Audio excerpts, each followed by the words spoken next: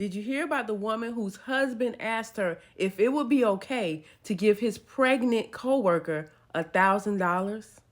Yes. And when he asked her that, she looked at him like he was crazy. Why would you want to give your pregnant coworker $1,000? And he was like, oh, well, Sheila is, single. She's all by herself. And I just feel sad for her because the father is not in the picture and she's going to have to go through everything by herself. I just want to help her out. And the wife thought about it for a moment and she was like, well, I don't think we should give her $1,000, but you can go ahead and give her $250. And he was like, okay, I'll do it. Thank you, thank you. A couple weeks later, he comes back and says, she really needs like a pram for the baby that's about to come. Can we gift her a really nice gift basket for the baby? And she was like, what are you talking about? And he showed her one that was super expensive, and she was like, why would you want to give this lady this expensive gift like that? You're not even the type that like to give gifts. And she thought about it. He's not the type to help strangers. He's not a helpful type. Why is he so invested in this coworker? And she told him that, and he just said, look, I just think that it's to do the right thing. And she doesn't know a lot of people at work, and she doesn't have any family. I think it's, a good thing. Like, don't you have a heart? Like, what if it was you? And the wife felt sad. She said, okay, well, don't get her that expensive one. Go ahead and get her another one that's a little bit cheaper. And I think that that's okay. And he was like, okay, great, no problem. Next thing you know, she's looking through the receipts and she sees that he has purchased her a $150 gift card to a baby registry so she can get some things. And she's like, why would you do this for her? What's going on? And he was like, what do you mean? Nothing's going on. I'm just trying to help a friend. Like, wouldn't you do the same? Don't be sitting up there acting jealous now. Don't go crazy on me. And she's like, you know what? I'm not jealous. I know you're a good man, but I just think that this is a little bit weird. So she asked him, well, why don't you let me meet your friend Sheila so I'll know, what's going on and I can have a talk with her about her situation. And he started to feel defensive and he's like, no, you don't need to meet her. Why would you want to meet her? And she's like, isn't this your friend? Shouldn't she know about me?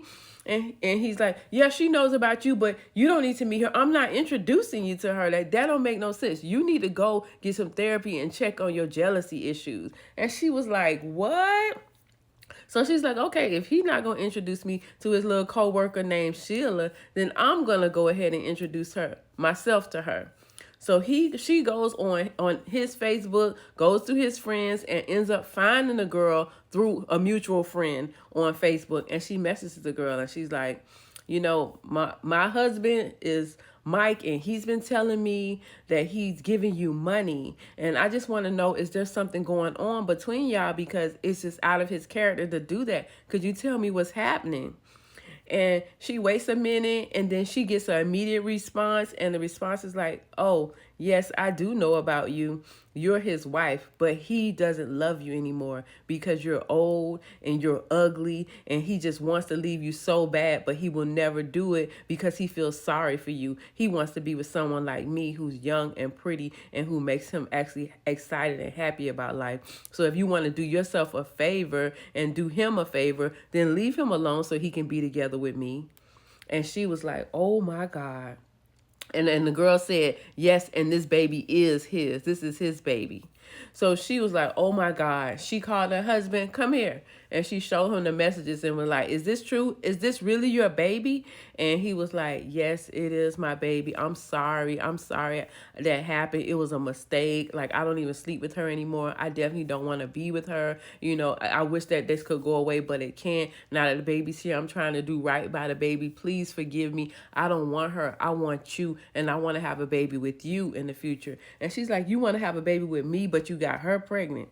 And he's like, I'm so sorry. Please forgive me. Please, let's work through this. Let's go to counseling. And she's like, I need some time to think about it. So she goes and she spends some time alone and she's thinking about, what she's going to do. She do love her husband. She did make her vows. She's thinking about all that she could lose if she leave him, because literally if she leaves him, she's leaving him for the next woman to get. And outside of what he just did, he's a pretty good man, a good husband to her.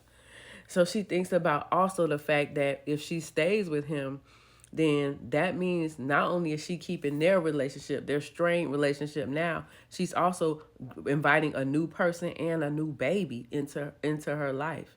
That she got to take care of the baby. She got to deal with this woman, all the time, and she don't know what kind of person this woman is. Already insulting her and telling her that he don't want to be with her and all this other stuff. Imagine going through that for the rest of her life.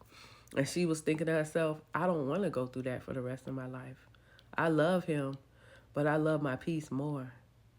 So she went to him and she talked to him and she said, I think I'm going to let her have you. I want a divorce.